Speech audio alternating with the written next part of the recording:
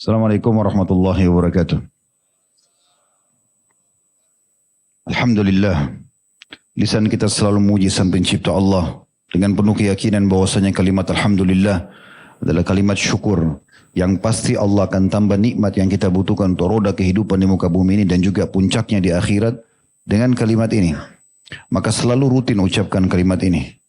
Selanjutnya kita panjatkan salawat dan taslim, kalimat yang mulia dan salam hormat kita kepada utusan Allah Nabi besar Muhammad sallallahu alaihi wa ala alihi wa sahbihi wasallam sebagaimana Allah telah perintahkan kita untuk mengucapkannya.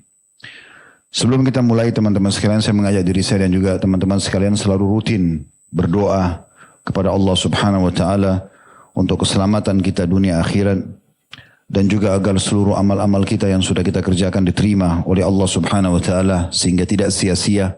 Karena setiap kesempatan beramal yang sudah berlalu tidak bisa diulangi. Serta juga pelanggaran-pelanggaran yang pernah dilakukan semoga Allah maafkan dan Allah tutupi di dunia dan juga di akhirat. Dan selalu lowongkan waktu untuk mendoakan agar negara kita menjadi negara yang aman, tentram.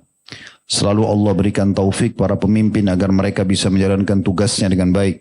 Menjaga keamanan dan ketentraman negara dan semoga semua permasalahan yang sedang menimpa negara kita dari banjir, gempa, dan apapun ujiannya diangkat oleh Allah Subhanahu wa taala. Allahumma amin. Bahasan kita pada malam ini yang diangkat oleh Syekh Muhammad bin Abdul Wahhab ada di halaman 88 bab izdira'un ni'mah wa istighfar bi hurumatillah. Bab tentang memandang ringan nikmat Allah atau bahasa lainnya kufur nikmat. Dan juga menganggap enteng perkara-perkara yang diharamkan oleh Allah Subhanahu wa taala. Uniknya dari semua dosa-dosa besar yang beliau susun dalam buku ini, hanya ini yang tidak ada dalilnya. Dan bagi yang pegang bukunya ada footnote nomor 104 di bawah dikatakan setelah judul ini hanya ada halaman kosong pada makhtutat atau manuskrip Syekh Abdurrahman bin Abdul Aziz Al-Hisin pada makhtutatnya sama hal mufti Syekh Muhammad bin Ibrahim demikian juga sama. Sedangkan al-makhtutat atau manuskrip Syekh Muhammad bin Abdul Latif tidak disebutkan judul ini.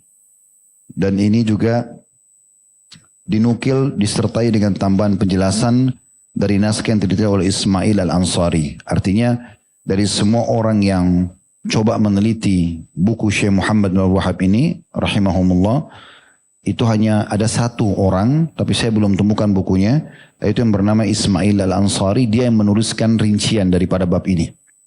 Namun alhamdulillah Allah mudahkan kita coba menyusun beberapa hal yang berhubungan dengan masalah ini. Semoga sudah mewakili tentunya. Baik teman-teman sekalian, kenapa menganggap ringan nikmat Allah dianggap dosa? Bahkan dosa besar. Dalilnya yang pertama, karena kita butuh dalil untuk menunjukkan kalau itu dosa. Seperti antum sehat, anggap remeh, seakan-akan itu tidak penting. Adanya makanan dan minuman selalu dianggap itu adalah hal yang biasa. Adanya pakaian, kesehatan, pasangan, keturunan, rumah, tempat tinggal, teman-teman, masa waktu hidup, semua itu dianggap biasa. Sehingga selalu saja tidak pernah disyukuri. Bahasa lainnya kufur nikmat. Dalilnya tentang masalah haramnya perbuatan ini, yang pertama surah Ibrahim, surah nomor 14 ayat 7. Ayat yang masyhur, surah Ibrahim ayat 7. Wa idh ta'adzana rabbukum la in syakartum la azidannakum. Kemudian Allah bilang wa la in kafartum inna azabi lasyadid. Ingatlah ketika Tuhan Muhammad menetapkan siapapun di antara kalian yang bersyukur pasti aku tambah. Namun siapa yang kufur terhadap nikmat maka sungguhnya azabku sangat pedih. Ada ancaman enggak? Ada ancaman. Bersyukur ditambah. Kufur berarti disiksa. Ancaman ini yang membuat memandang ringan dan menganggap remeh nikmat Allah dosa. Kita masih dalil dulu ya. Kemudian selanjutnya juga dalam surah Al-Hajj, surah nomor 22 ayat 38. Allah Subhanahu wa taala juga mengancam dan tidak menyukai orang yang kufur nikmat. Surah Al-Hajj ayat 38. Yang bunyinya innallaha yudafi'u 'anil ladzina amanu innallaha la yuhibbu kulla khawanin kafur. Artinya Sesungguhnya Allah pasti akan membela orang-orang yang beriman. Selama kita berada di atas rel keimanan, menjaga hubungan baik sama kita sama Allah, maka lupakan semua permasalahan. Kenapa sih Allah akan membela kita? Santai aja hadapin. Allah akan datangkan pertolongannya. Itu pasti. Ayat ini berlaku dari awal turun sampai hari kiamat. Dan Allah mengatakan, dan ketahuilah Allah tidak suka dengan para pengkhianat dan orang yang kufur nikmat. Perhatikan di sini ada ancaman juga. Allah membenci mereka. Kemudian juga dalam surah At-Takatsur ayat 8. Ini umumnya kita hafal. Kita kan paling suka inna atayna wal asr. Di akhir ayat Allah mengatakan tsumma latus'alunna yauma idzin 'anin na'im. Dan pasti kalian akan ditanya nanti tentang nikmat-nikmat itu. Syekh As-Sa'di dalam tafsir beliau menjelaskan tentang masalah ayat-ayat seperti ini. Beliau mengatakan kurang lebih terjemahannya, nikmat yang kalian peroleh di dunia, apakah benar kalian telah mensyukurinya? Disalurkan untuk melakukan hak Allah dan tidak disalurkan untuk perbuatan maksiat? Tanda tanya. Jika kalian benar-benar bersyukur, maka kalian kelak akan mendapatkan nikmat yang lebih mulia dan lebih baik. Atau kalian tertipu dengan nikmat tersebut, malah kalian tidak mensyukurinya. Bahkan sungguh celaka, kalian malah memanfaatkan nikmat tersebut dalam kemaksiatan. Ini perkataan beliau. Lalu beliau mengangkat firman Allah Subhanahu wa taala yang lain dalam surah Al-Ahqaf ayat 20. Al-Ahqaf ayat 20 bunyinya, wa yawma yu'radu alladhina kafaru 'alan nari adhabtum tayyibatikum fi hayatikumud dunya wastamta'tum biha fal yawma tujzauna adzabal hun. Al-ayah artinya, dan ingatlah ketika orang-orang kafir dihadapkan ke neraka, kemudian kepada mereka dikatakan, kamu telah menghabiskan rezekimu yang baik dalam kehidupan duniamu saja. Dan kamu telah bersenang-senang dengannya, maka pada hari ini kamu dibalasi dengan azab yang menghinakan. Maksudnya Syekh Sa'di mau mengatakan, harusnya termasuk dalam syukur terhadap nikmat sehingga tidak kufur adalah menggunakan nikmat tersebut dalam kebaikan. Di dalam hadis Nabi alaihi salatu wassalam, dalam hadis in riwayat Tirmidzi nomor 3358 dan Syekh Albani menyatakan sahih, bunyinya inna awwala ma yus'alu anhu yaumal qiyamati ya'ni al-'abda minan na'im ay yuqalu lahu alam nusihha laka jismaka wa nurwika minal ma'il barid. Sungguh nikmat yang akan ditanyakan, kata Nabi SAW. Sungguh nikmat yang akan ditanyakan, atau diantara nikmat yang akan ditanyakan oleh Allah kepada hamba pada hari kiamat kelak adalah, bukankah, kata Allah, kami telah memberikan kesehatan pada badanmu dan telah memberikan padamu air yang menyegarkan untuk mandi, untuk minum. Lalu pertanyaannya, di mana nikmat itu disalurkan? Pada ketaatankah atau pada kemaksiatan? Saya ingin berbagi teman-teman sekalian tips bagaimana supaya kita bisa bersyukur. Kaidah sederhana sebenarnya. Yang pertama, niatkan dalam hati untuk menikmatinya. Poin penting ini. Pernah nggak antum masuk ke mall, kemudian ada orang jual makanan yang sudah dipotong-potong kecil untuk dicicipi? Pernah? Makan berapa banyak? Habis semua satu nampan. Kecil ya. Kadang-kadang cuma pakai tusuk gigi saja. Baik. Kenapa pada saat antum makan itu enak? Bukan gratis. Ada juga gratis nggak enak. Karena antum niat mau menikmati. Beda. Kalau orang niat mau menghilangkan laparnya atau buru-buru makan, nggak ada kenikmatannya. Coba mulai sekarang pakai kaidah pertama, niatkan selalu mau menikmati. Dalam ibadah atau dalam urusan dunia. Misalnya dalam sholat. Maghrib kita 3 rakaat tadi. Coba niatkan memang mau menikmati. Setiap gerakan, setiap bacaan. Kan kesempurnaan sholat itu di 3 ya. Tepat waktu, tepat gerakan, tepat bacaan.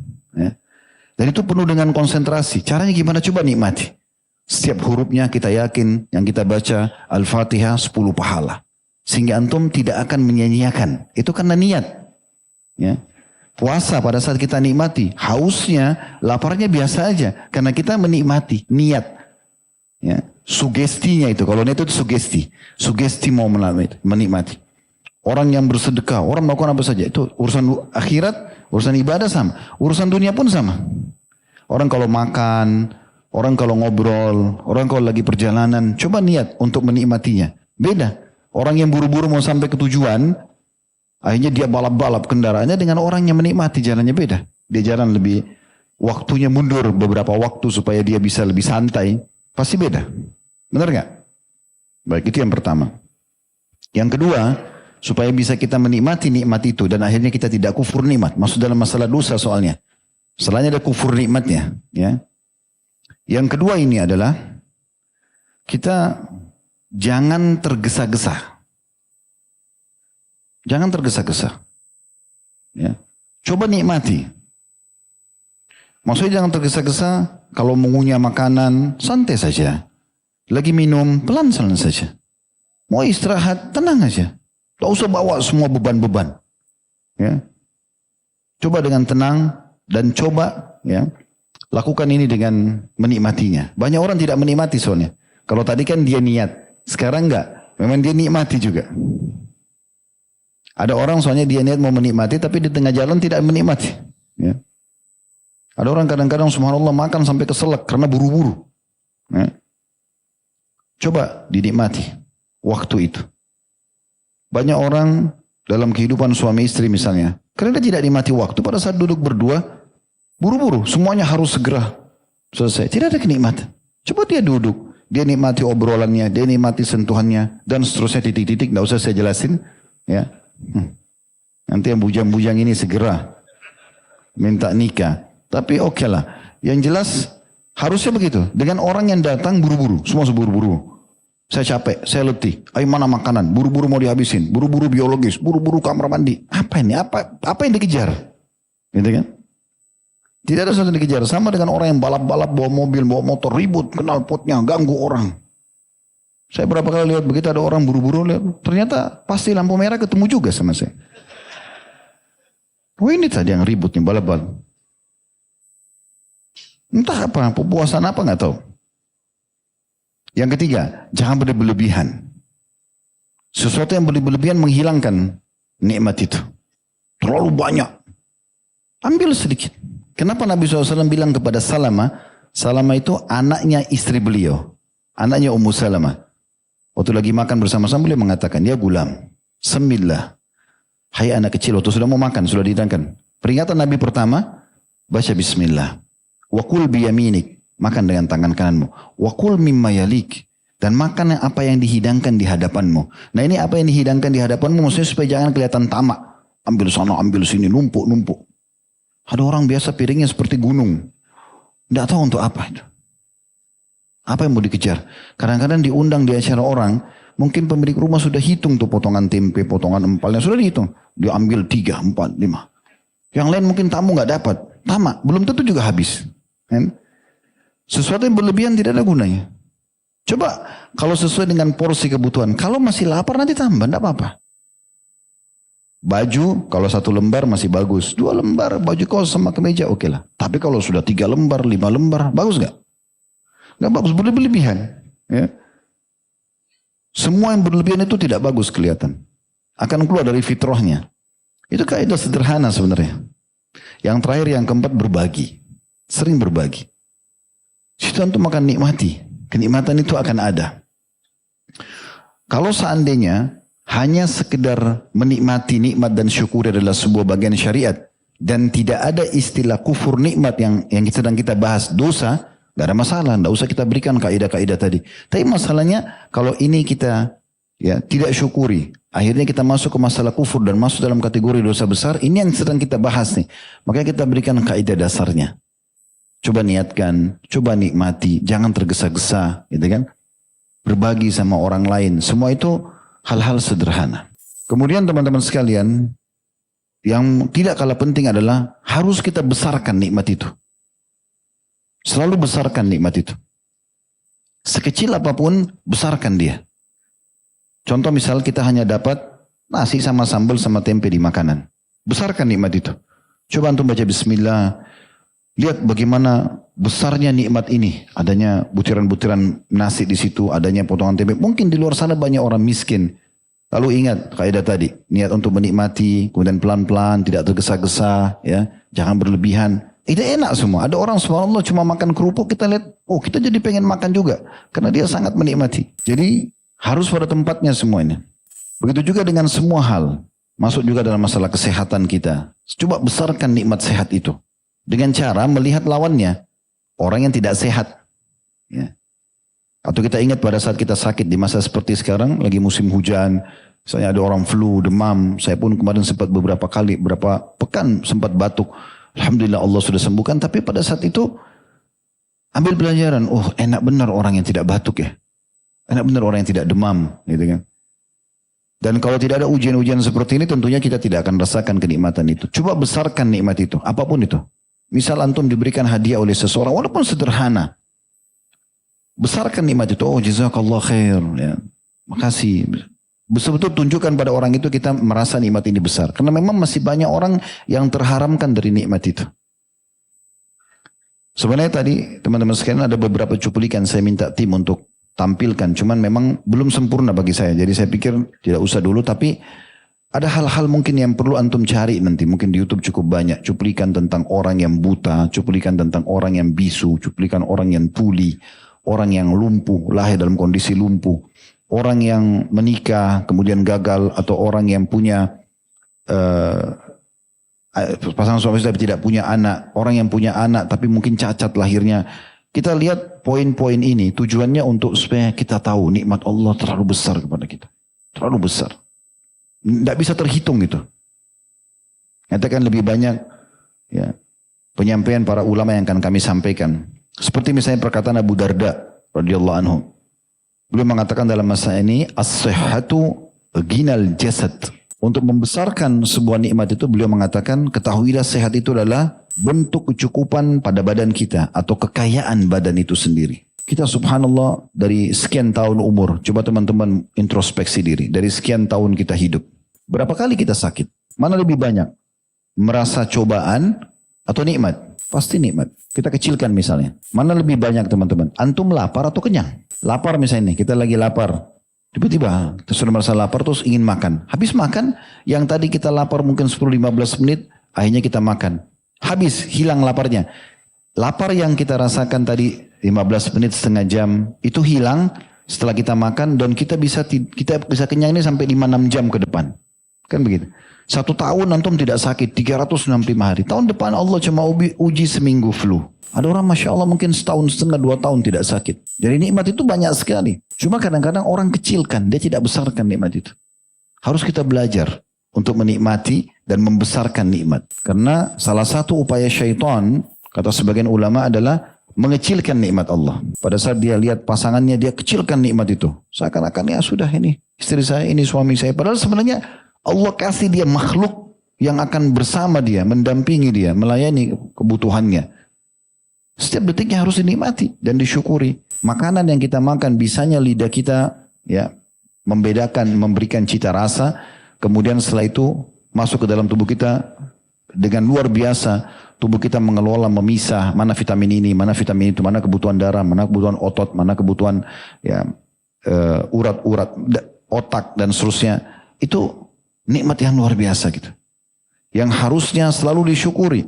Makanya ada statement yang menarik dari Wahab bin Munabbi rahimahullah. Beliau mengatakan al-afiyatul mulkul khafi. Sehat itu bagikan kerajaan yang tersembunyi. Dan juga Ibnu Mas'ud pada saat menjelaskan tadi surah At-Takatsur, "Tsumma latus'aluna yawmaidin 'anil na'im", beliau mengatakan masuk dalam naim al-amnu was-sihha. Termasuk dalam nikmat adalah rasa aman dan sehat. Coba bayangkan teman-teman berapa banyak negara sekarang mereka bangun pagi itu sudah dengar suara peluru, bom sana sini. Di Palestina orang tidak aman, di Syria orang tidak aman, banyak di negara-negara yang lain. Antum Masya Allah bangun tidur, ada nasi uduk, ada lontong sayur, ada ini gorengan, lengkap semua. Udara segar, negara aman, caci maki pemerintah, caci maki ini, semua orang salah depan mata dia, dia yang paling hebat. Ini ajaib ini orang ini, banyak di negara kita begini. Semua orang salah, ya. Ini sering saya bahasakan seperti pemain bola, ya. Banyak orang yang jadi pemain bola itu dari kecil sudah sekolah. Sekolahnya dari mungkin umur SD sudah sekolah sepak bola. Begitu penalti salah. Yang nonton bilang apa? Bodoh. Padahal kalau dia masuk belum tentu dia bisa masukin tendangannya kan. Itu banyak orang begitu. Oh, caci maki pemimpin, caci maki atasannya, caci maki orang tuanya, caci maki teman-temannya. Seakan-akan semuanya orang salah, dia yang paling hebat. Padahal belum tentu dia bisa kerjakan. Ya. Maka hati-hati, keamanan yang ada sebuah nikmat, jangan kufur. Alhamdulillah, itu harus kita syukuri. Gitu kan. Itu juga dengan kesehatan tadi, selalu syukuri. Sampai sebagian juga ulama salaf, seperti Bakar Al-Mazini radhiyallahu rahimahullah, beliau mengatakan, ya bna Adam, wahai anak Adam. Bakar ini berkata, in aradta an ta'lama qadra ma an'ama Allahu 'alaik faghammid 'ainaik. Wahai anak Adam, kalau kau benar-benar mau tahu kadar nikmat Allah, mulai dari hal yang paling sederhana yang bisa kamu lakukan, yaitu coba pejamkan matamu. Coba pejamkan mata, bayangkan seperti ini keadaan kita. Tidak bisa tahu siapa yang di depan kita, tidak bisa tahu apa yang berbahaya, lubang kah, batu kah. Kita kalau mau jalan meraba-raba. Setiap hari kita gunakan mata kita. Berapa belas tahun dan bulan tahun kita gunakan mata. Bisa kita lihat segala macam hal. Itu nikmat yang luar biasa. Itu saja sudah sulit untuk kita, ya, untuk dibahas gitu. Saya pernah dapatkan sebuah asar bahwasanya ada seseorang dari umat sebelum kita, dia beribadah kepada Allah ratusan tahun di sebuah pulau. Pada saat dia wafat, maka Allah Subhanahu wa taala mengatakan kepada para malaikat, masukkan hambaku ini ke dalam surga karena rahmatku. Lalu dia mengatakan, ya Allah amalku, karena dia rasa dia ratusan tahun beribadah. Kata Allah SWT, masukkan dia ke dalam surga karena rahmatku. Dia mengatakan, amalku ya Allah. Maka Allah SWT mengatakan, karena orang ini tetap ngotot, ya, coba timbang semua ibadah yang pernah dia kerjakan sama nikmat matanya saja. Waktu ditimbang semuanya ibadahnya itu jadi ringan dibandingkan nikmat mata. Karena tanpa mata dia tidak bisa maksimal dalam ibadah. Apalagi nikmat yang lain. Kalau kita bicara masalah pendengaran, banyak sekali orang yang tuli, harus pakai alat pendengaran. Kita bisa dengar orang ucapin apa. Ya. Begitu juga dengan lisan, mungkin banyak orang bisu. Kita masih bisa berbicara, mengucapkan apa yang kita inginkan. Ini besarkan nikmat ini teman-teman, terlalu banyak. Hidung kita bisa membedakan mana bau wangi, bau busuk seketika. Bahkan pembuluh-pembuluh darah kita ini bisa mengalirkan darah dengan baik. Itu luar biasa nikmatnya. Sebagian athar disebutkan, dinukil dalam kitab Jami' Ulum wal Hikam, sebagian athar ya, riwayat-riwayat ada yang menyebutkan tapi tidak disebutkan perkataan siapa, kam min ni'matin lillahi fi 'irqi sakin. Betapa banyak nikmat Allah terdapat pada pembuluh-pembuluh darah kita. Itu luar biasa nikmat Allah Subhanahu wa taala. Ibnu Rajab berkata, lakin nikmatullahi ala 'abdihi bihidayatihi li syukri ni'amihi bilhamdi 'alaiha afdal min ni'amihi dunyawiyya ala 'abdihi. Cuma memang kalau kita besarkan semua nikmat-nikmat yang ada, makanan, minuman, pakaian, kesehatan, pasangan, keturunan, pekerjaan, apa sajalah, termasuk waktu, umur, segala macam, beliau mengatakan semua itu nikmat. Tetapi yang perlu digarisbawahi adalah kalau nikmat Allah itu memuncak pada seorang hamba bihidayah atau petunjuk yang Allah berikan agar dia bisa bersyukur. Jadi yang sedang kita bahas itu sebenarnya bagaimana mensyukuri nikmat dan jangan kufur. Kalau antum bisa tersentuh di situ dan berpikir, oh iya nikmat Allah saya harus banyak syukuri nih, maka itu adalah nikmat terbesar sendiri, kata Ibnu Rajab rahimahullah. Karena banyak orang tidak bersyukur. Ada orang mungkin di meja makannya penuh dengan segala jenis makanan, tapi selalu, kok begini? Ini apa? Kok ini lagi terulang-ulang dengan bahasa-bahasa yang tidak santun. Padahal Allah Subhanahu wa taala datangkan kepada dia, itu yang terjadi pada Bani Israel. Waktu Allah manjakan mereka dikasih man wassalwa. Mereka dikasih kayak semacam jenis burung puyuh. Allah turunkan itu, dikasih makanan oleh Allah Subhanahu wa taala. Rezeki. Tapi mereka bilang jenuh. Mereka minta kepada Nabi Musa, minta bawang putih, bawang merah, minta apalah.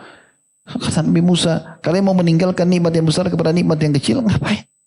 Sudah jadi tinggal makan dari langit Allah turunkan. Enggak, kufur nikmat. Allah hapus, hilangkan. Allah kasih mereka apa yang mereka mau. Jadi harusnya kita fahami masalah itu. Kalau kita mendapatkan hidayah bisa bersyukur, kata beliau, afdal min ni'amihi dunyawiyya ala abdi. Lebih besar daripada nikmat dunia yang Allah karunia kepada seorang hamba. Fa inna ni'amid dunya illam yaktarin biha syukur.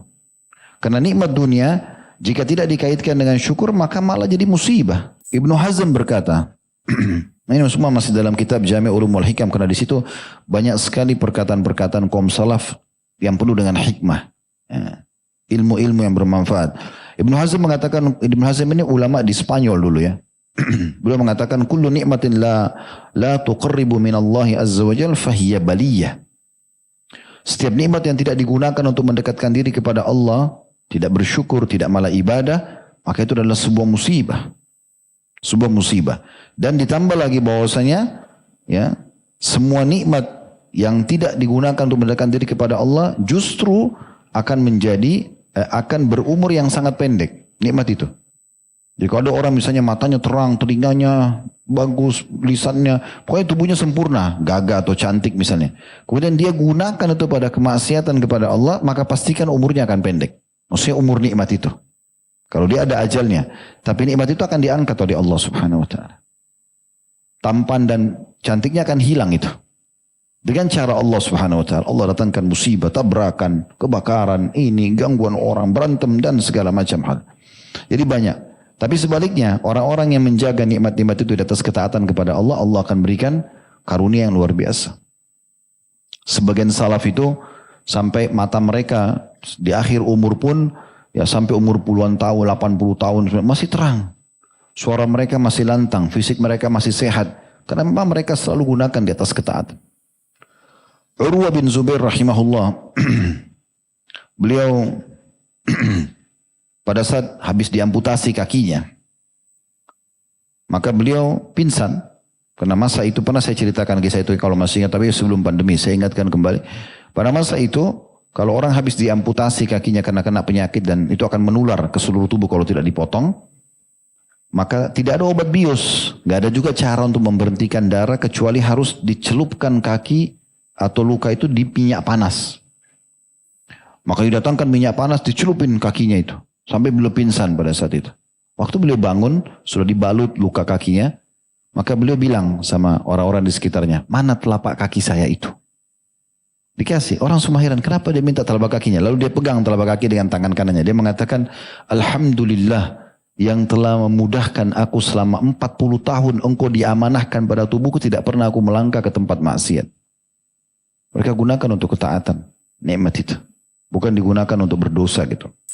Kemudian juga Nabi SAW dalam sebuah riwayat, pernah beliau keluar, riwayat Bukhari, keluar satu hari lapar. Nabi SAW lapar. Di rumah tidak ada makanan, beliau keluar. Kemudian beliau lewat di depan rumahnya Abu Bakar. Abu Bakar pas keluar. Di siang hari. Maka Nabi SAW mengatakan, ada apa? Hai Abu Bakar engkau keluar? Dia bilang, ya Rasulullah lapar. Gak ada makanan siap. Kata Nabi SAW, aku pun keluar karena itu. Jalanlah berdua. Lewat depan rumahnya Umar, Umar juga kebetulan keluar. Kata Nabi SAW, kenapa kau keluar hai Umar? Lapar ya Rasulullah. Kata Nabi SAW, kami juga keluar berdua karena itu. Ikutlah, ikut. Lalu mendatangi rumah seorang sahabat dari Ansar yang kebetulan lagi tidak ada di rumahnya.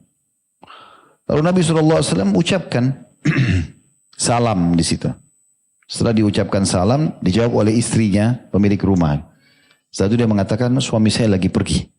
Maka silakan, sungguh mulia rumah ini datangi oleh tamu seperti anda ya Rasulullah. Maka Nabi SAW duduk di tempat yang disediakan di depan rumah, ada teras terbuka untuk tamu gitu. Sampai akhirnya pemilik rumah datang. Si laki-laki datang, pemilik rumah. Langsung dia ceria, menyambut Nabi SAW ini berita gembira, tiba-tiba Nabi bertamu ke rumahnya. Maka dia langsung tahu, ini waktu makan siang, tanpa Nabi SAW bicara. Dan salah satu sifat orang mukmin karam. Karam itu suka dermawan. Ya. Dan sifat orang mukmin itu kedermawanannya itu melampaui kedermawanan normalnya orang gitu. Kalau antum sedang santai terus ada orang datang minta lalu antum kasih, itu biasa, normal itu. Orang minta ya kita kasih. Tapi kalau sudah sampai pada tingkat antum keluar mencari, memberi tanpa diminta, nah itu orang yang luar biasa. Nah itu sifat yang mulia itu. Dalam masalah, itu level tertinggi dalam bab karam atau kemuliaan. Ya, atau kedermawanan. Maka orang ini langsung datang ke pohon kurma yang dia miliki, dekat situ, ditebang, dipotong kurma itu sama tangkai-tangkainya. Nah ini biasa bentuk penghormatan. Ya. Karena biasa kalau sama tangkainya, kurma itu bisa bertahan sampai beberapa hari, sampai ya saripati yang ada di situ habis gitu, diserap oleh ini. Jadi dia masih bisa bertahan kalau ada tangkainya. Jadi dia cerita dipotonglah. Lalu dia bawa ke hadapan Nabi SAW. Kata Nabi SAW, sudah cukup sebenarnya kau memetik beberapa buah. Dia bilang, tidak ya Rasulullah, ini untuk anda. Maka makanlah Nabi SAW dengan Abu Bakar sama Umar. Kemudian sahabat ini pergi ke belakang rumah, sembelih seekor domba, lalu dimasak, lalu dihidangkanlah. Di hadapan Nabi SAW dan Umar dan Abu Bakar. Makanlah. Setelah makan, dan sampai kenyang gitu kan. Tentu tidak berlebihan tapi kenyang. Maka setelah sudah tidak cukup, tidak mau makan lagi, kata Nabi SAW, demi zat yang jiwaku dalam genggamannya, nikmat-nikmat seperti ini akan ditanya oleh Allah pada hari kiamat. Bagaimana kalian keluar lapar, pulang kenyang. Ya. Bahkan subhanallah ada yang lebih simpel dari itu. Kadang-kadang kita cuma bilang lapar ya. Tiba-tiba Allah ilhamkan di pikiran kita untuk datang ke satu restoran. Beli makanan, makan. Laparnya hilang. Kadang-kadang karena dia tidak besarkan nikmat makan itu dan laparnya hilang, maka jadi kecil. Seakan-akan tidak ada nilainya. Hati-hati. Ini mendekati kufur nikmat. Jadi harus hati-hati. Ibnu Taimiyah rahimahullah menjelaskan lebih panjang lebar tentang masalah syukur ini. Beliau mengatakan, wa anna syukra yakunu bil qalbi wal lisani wal jawarih. Dan ketahuilah, bersyukur atas nikmat Allah itu harus dilakukan dengan mengakui nikmat itu dalam hati, diucapkan dengan lisan, dan digunakan nikmat itu di anggota tubuh. Jadi hati kita, oh ya ini alhamdulillah nikmat misalnya. Lisan kita juga bersyukur. Lalu apa yang Allah berikan nikmat dari pakaian, dari makanan, dari transportasi, dari segala macam, itu diaplikasikan dengan anggota tubuh. Maksudnya dengan digunakan dalam ketaatan. Makin rajin ibadah. Ya. Rasionalnya sederhana. Kalau teman-teman dikasih bonus di perusahaan, maka harusnya kita lebih semangat bekerja kan?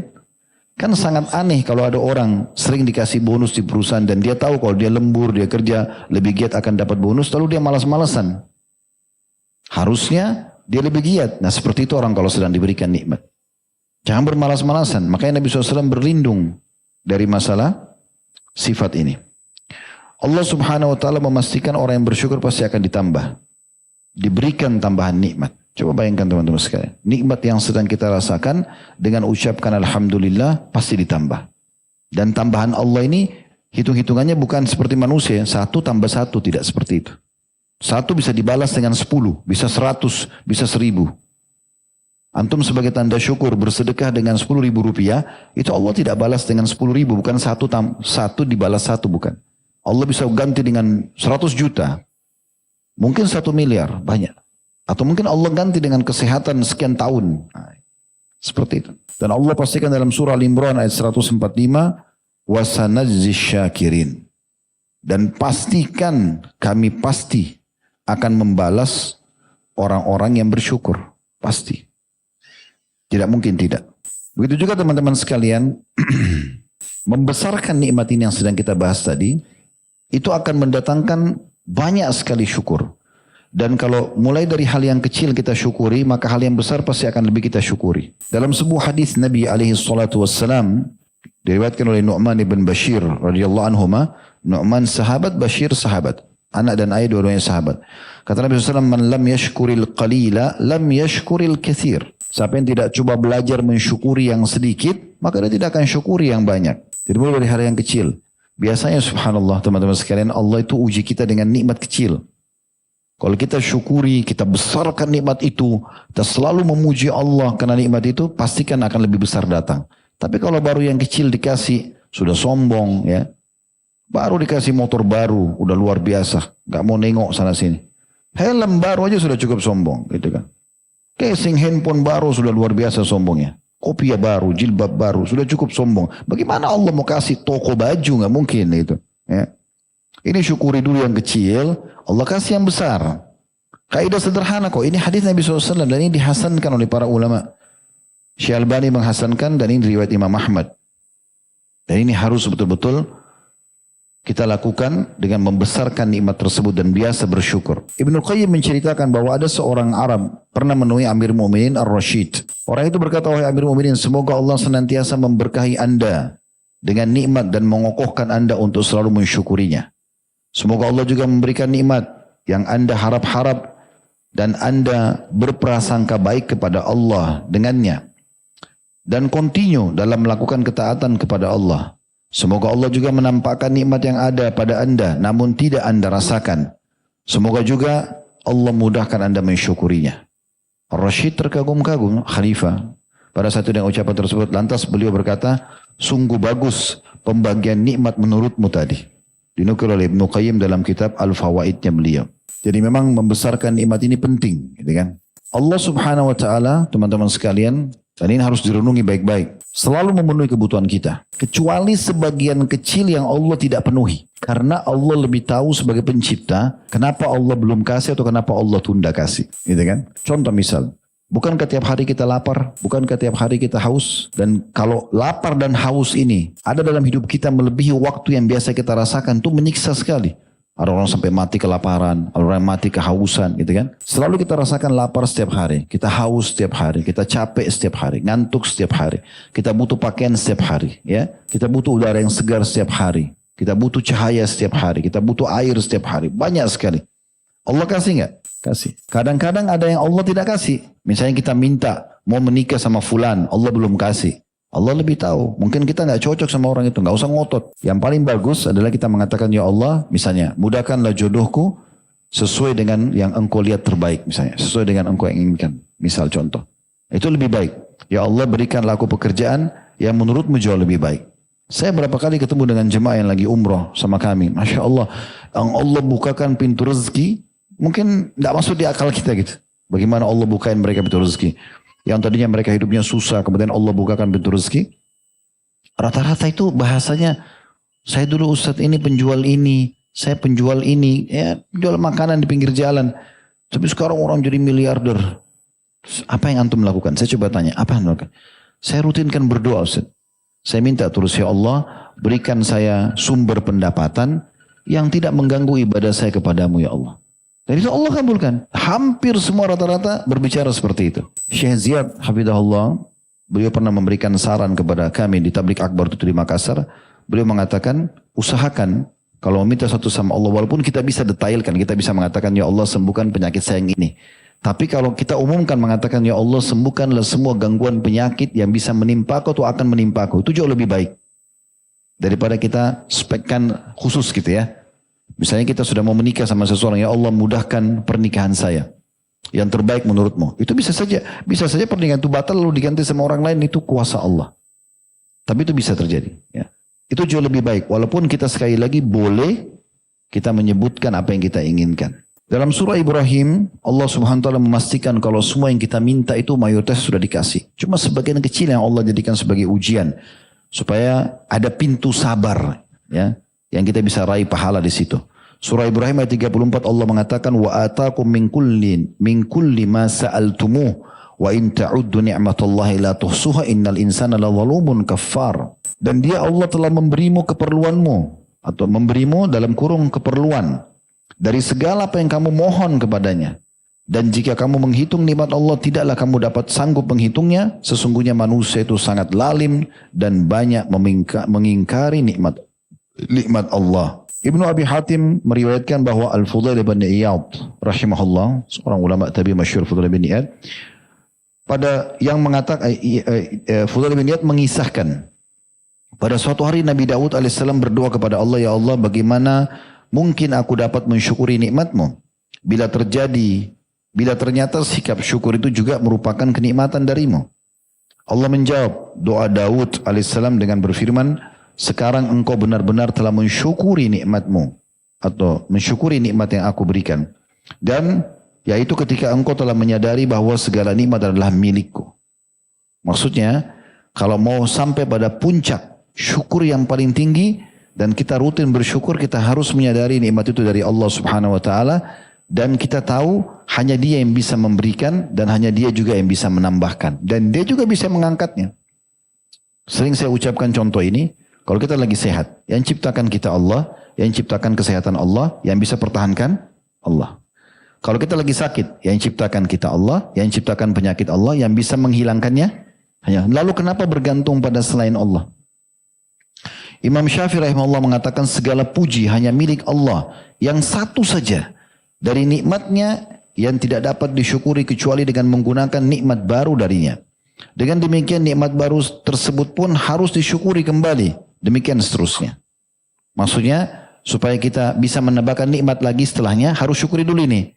Pindah ke nikmat ini. Ini disyukuri, pindah lagi ke nikmat seterusnya. Kalau sekarang antum bisa Allah kasih makanan dan memuaskan satu piring nasi, tempe, sayur, alhamdulillah akan membuat datang nikmat yang berbeda. Lauknya akan bertambah. Menunya akan berbeda. Cita rasanya akan meningkat. Begitu terus. Begitu terus. Syukuri. Kadang-kadang teman-teman karena sudah terlalu lama nikmat itu sama kita, sering tiap hari kita rasakan, jadi kita kecilkan. Nah ini yang bahaya. Ya. Lupa kalau istri ini sudah sekian tahun melayani dia, ini suami sudah sekian tahun membiayai hidupnya, ini anak sudah sekian tahun ya berbakti sama dia, ini orang tua sekian tahun mengurus dia, ini sahabat sudah sekian tahun hadir dalam hidupnya, ini perusahaan sudah sekian tahun membantu dia menaungi hidupnya, ya dapat pendapatan, kendaraan yang dia pakai sudah berapa kali memenuhi kebutuhan dia. Kamu pakai kendaraan apa? Motor ini, ya motor ini. Padahal motor itu sudah 5 tahun dia pakai. Udah sering silaturahim, sudah sering ke rumah sakit, sudah sering segala macam. Ya, luar biasa gitu ya. Harusnya kita syukuri. Dan sebagai penutup teman-teman sekalian, sesungguhnya puncak yang terbesar setelah nikmat Allah SWT diberikan kepada kita di dunia, di akhirat kita akan masuk ke dalam surga. Dan itu akan diberikan kepada orang-orang yang suka bersyukur. Orang yang bersyukur itu adalah ahli surga. Tidak ada yang lain. Ya.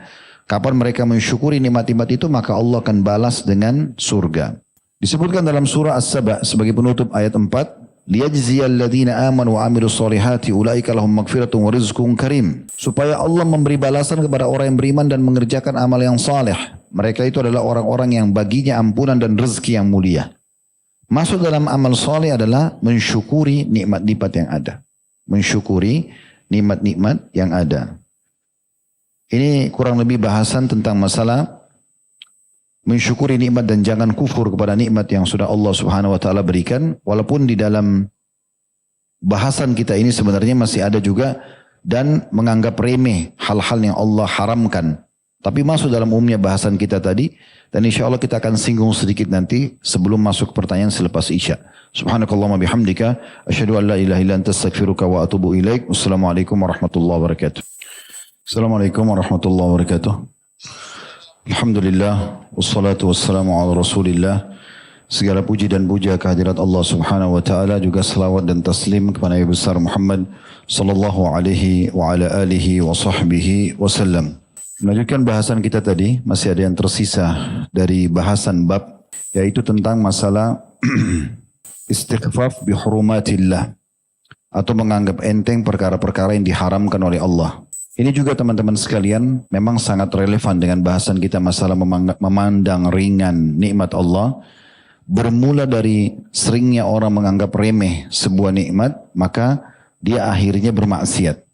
Maksiatnya baik itu kufur nikmat atau bahkan dia terjerumus dalam dosa. Sementara yang perlu kita garis bawahi adalah sumber semua permasalahan, bala, musibah, cobaan yang datang adalah dosa. Sebagaimana Ali bin Abi Thalib mengatakan radhiyallahu anhu dalam kitab Al-Jawabul Kafi di halaman 87, "Ma nuzzila bala'un illa bi dzambin wa la rufi'a bala'un illa bi taubah." Tidaklah musibah turun melainkan karena dosa. Oleh karena itu, fahamilah bahwasanya tidaklah bisa juga musibah tersebut hilang melainkan dengan taubat. Jadi ini sangat relevan. Ada satu judul ditulis oleh Syekh Muhammad rahimahullah. Beliau mengatakan adalah dosa besar ini menganggap remeh nikmat dan juga menganggap remeh dosa-dosa. Nah ternyata nikmat itu juga bisa hilang dengan adanya penganggap remehan terhadap dosa. Jadi dosa-dosa ini bisa menghilangkan nikmat-nikmat tersebut. Dan apa yang dikatakan Ali radhiyallahu anhu sebenarnya tafsir daripada firman Allah SWT dalam surah Asy-Syu'ara ayat 30. yang berbunyi wa ma asabakum min musibatin fabima kasabat aydikum. Dan apa saja musibah yang menimpa kalian maka disebabkan perbuatan tangan kalian dan Allah memaafkan yang banyak. Maksudnya adalah dosa-dosa yang kalian lakukan. Ibnu Qayyim rahimahullah dalam kitab Al-Jawabul Kafi masih di halaman sama 87 mengatakan, dan di antara akibat dari berbuat dosa adalah menghilangkan nikmat dan akibat dosa adalah mendatangkan bencana. Jadi nikmat akan hilang dengan orang buat dosa dan bencana juga akan datang. Ini perlu kita ingatkan teman-teman sekalian dan jangan ada peringatan seperti ini lalu dikatakan oh berarti orang lagi bersedih karena ada gempa, ada banjir lalu kemudian masa dikatakan karena dosa. Ya begitu teori syar'inya. Dalam surah Hud Allah Subhanahu wa taala menyebutkan masalah itu di ayat 117-nya. Wa ma kana rabbuka liyuhlikal qura bidzulmin wa ahluha muslihun. Dan Tuhanmu hai Muhammad tidak akan pernah membinasakan satu negeri sementara penduduknya berbuat kebaikan. Maksudnya ketaatan. Tidak mungkin gempa, longsor, banjir datang ini nggak mungkin. Baik itu secara umum ataupun secara individual. Nggak mungkin datang masalah-masalah besar kecuali memang karena ada dosa yang dilakukan. Ibnu Rajab berkata Al-Hambali rahimahullah, tidaklah disandarkan satu kejelekan dalam satu komunitas, individu atau rame-rame, melainkan pada dosa. Karena dosa adalah sumber semua musibah. Dan kita harus mengetahui teman-teman sekalian makna firman Allah SWT dalam surah Al-Anfal ayat 53. Dzalika bi anna Allah lam yakum mughayyiran ni'matan an'amaha 'ala qaumin hatta yughayyiru ma bi anfusihim wa anna Allah samii'un 'alim. Surah Al-Anfal ayat 53. Artinya siksaan, cobaan, musibah datang itu karena sungguhnya Allah sekali-kali tidak akan mengubah suatu nikmat yang telah Allah anugerahkan kepada seseorang. Sehat jadi sakit misalnya. Ya. Kaya jadi miskin. Allah tidak akan mengubah nikmat itu yang telah Allah anugerahkan kepada hambanya atau satu kaum. Hingga kaum itu sendiri yang mengubah apa yang ada pada diri mereka. Mereka yang kufur nikmat, mereka yang buat dosa, maka nikmat itu diangkat. Dan sungguhnya Allah maha mendengar lagi maha mengetahui. Jadi tidak mungkin nikmat yang sedang kita rasakan selama kita syukuri, selama kita gunakan di atas ketaatan Allah angkat, tidak mungkin. Sampai kita wafat. Tapi kapan kita nodai dengan kufur nikmat dan kita buat maksiat maka diangkat. Itu sederhananya. Kok dulu saya itu sekarang saya sakit. Dulu saya sehat sekarang saya stroke. Dulu saya kaya sekarang saya miskin. Dulu saya terkenal sekarang saya sudah dikucilkan. Semua itu karena dosa. Tidak ada yang lain. Selama kita menjaga nikmat tersebut di atas ketaatan kepada Allah Azza wa Jalla, pasti Allah Subhanahu wa taala akan juga mempertahankan nikmat itu. Tidak mungkin tidak. Jadi ini poin yang harus betul-betul kita renungi sama-sama teman-teman sekalian. Tentu bahasan ini kalau kita ingin bagi menjadi dua bahasan, maka itu juga bisa ya, karena memang bahasan dua judul ini memang bisa terpisah, tapi karena memang dia sangat relevan maka disatukanlah oleh Syekh Muhammad rahimahullah. Begitu juga dalam surah ini sebagai penutup ya, dalam surah Al-Qasas surah nomor 28 ayat 59. Allah pastikan Allah tidak mungkin menghilangkan satu nikmat apapun itu. Sampai orang itu kufur nikmat atau dia buat dosa. Baru Allah angkat. Itu pun Allah Subhanahu wa taala dengan kemahamurahannya tidak pernah main langsung angkat begitu saja. Tidak. Diberikan bertahap diangkatnya. Tapi dia terus lalai, dia terus biarkan. Ya sudah akhirnya sampai hilang dari dia. Perhatikan Allah mengatakan dalam surah Al-Qasas ayat 59. Ini penutupan bahasan kita akan bahas pertanyaan setelah ini insyaAllah. Wa ma kana rabbuka muhlikal qura hatta yab'atha fi ummiha rasulan yatlu 'alaihim ayatina wa ma kunna muhlikil qura illa wa ahluha zalimun. Ini firman Allah SWT. Dan tidaklah Tuhanmu hai Muhammad membinasakan kota-kota sebelum dia mengutus di ibu kota itu seorang rasul yang membacakan ayat-ayat kami kepada mereka. Kalau di masa Nabi-Nabi masih hidup, Nabi yang mengingatkan. Tapi setelah Nabi mati, siapa yang mengingatkan? Al-ulama'u warasatul anbiya. Ulama pewaris para Nabi. Selama di kota itu, di desa itu, di negeri itu, sudah datang seorang alim, seorang da'i mengingatkan. Ini nggak boleh, ini nggak boleh, ini nggak boleh. Maka sudah tegak hujjah pada mereka. Kapan mereka tetap melakukan, maka musibah akan datang. Kalau Rasul masih hidup, maka Rasul. Perhatikan ini firman Allah sudah 1400 tahun yang lalu turun dan akan terus dicelakakan sampai menjelang hari kiamat. Dan tidaklah Tuhan Muhammad membinasakan kota-kota, desa-desa, negeri-negeri sebelum dia mengutus. D-nya besar kata ganti Allah. Di ibu kota itu seorang Rasul yang membacakan ayat-ayat kami kepada mereka. Dan ingat kata Allah, tidak akan pernah pula kami membinasakan kota-kota kecuali penduduknya dalam keadaan melakukan kezaliman. Makna kezaliman kemaksiatan. Sederhananya. Buat dosa ya dihukum, selesai. Buat ketaatan akan dibalas. Ya, mirip seperti orang di kantor. Antum ikuti peraturan dapat gaji. Lembur dapat gaji. Ugal-ugalan buat pelanggaran ya dipotong gajinya atau bahkan dipecat. Nah seperti itu rasionalnya. Baik, ini bahasan kita insyaAllah. Sampai ketemu di Rabu akan datang lagi. Subhanakallahumma bihamdika. Asyhadu an la ilaha illa anta astaghfiruka wa atubu ilaik. Wassalamualaikum warahmatullahi wabarakatuh.